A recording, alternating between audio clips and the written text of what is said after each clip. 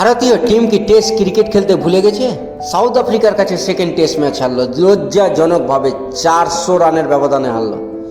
এই ভারতের মাঠে এসে সাউথ আফ্রিকা এইভাবে জিতবে সেটা আমরা কল্পনাও করতে পারিনি ভারতীয়রা। তো বন্ধুরা, তোমরা যদি ভারতীয় টিমকে ভালোবাসো তাহলে এই চ্যানেলটাকে সাবস্ক্রাইব করে একটা লাইক করো। তো বন্ধুরা, ভারতের কাছে প্রথম টেস্ট ম্যাচটা রয়েছে কলকাতার ইডেন গার্ডেন ঐতিহাসিক গ্রাউন্ডে।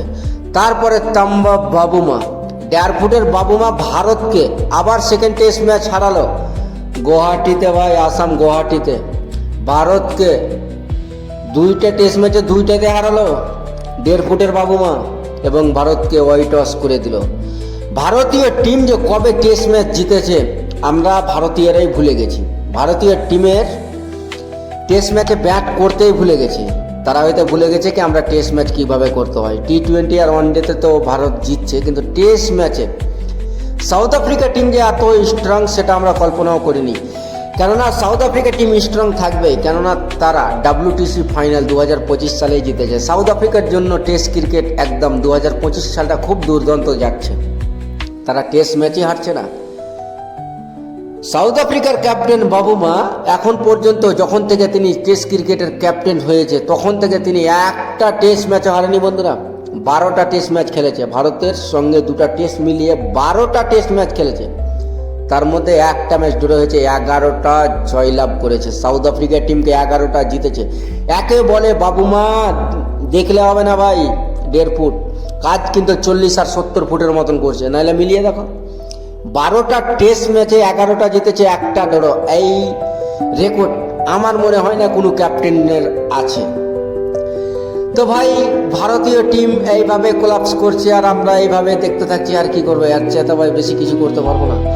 আমরা তো ভেবেছিলাম এই ম্যাচটা 5 দিন গেল মনে হচ্ছে ড্র হয়ে যাবে, কিন্তু ভারতীয় ব্যাটাররা বলই বুঝতে পারছে না, বলই বুঝতে পারে না ভাই। আসছে আর যাচ্ছে, আসছে আর যাচ্ছে না।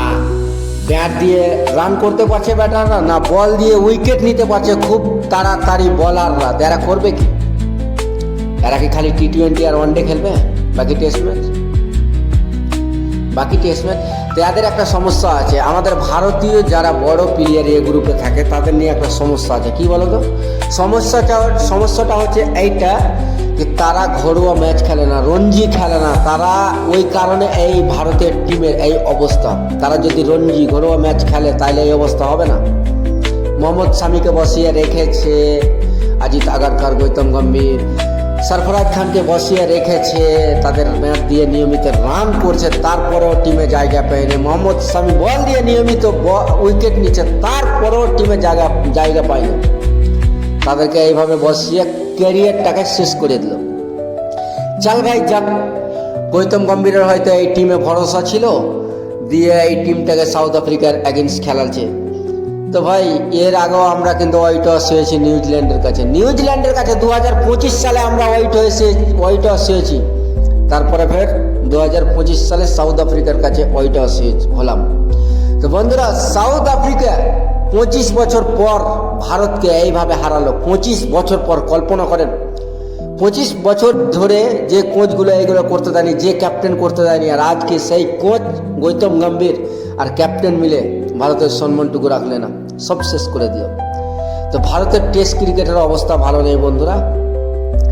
ওয়ানডে T20 মোটামুটি ভালোই খেলছে, কিন্তু টেস্টের অবস্থা খুবই খারাপ। আমার মনে হয় না ভারত টিম কবে যে কামব্যাক করে ম্যাচ জিতবে। সবচাইতে দুঃখের বিষয় হয়েছে তারা নিজের মাটিতে হারছে। ভারতে এসে ভারতকে হারাচ্ছে সাউথ আফ্রিকা।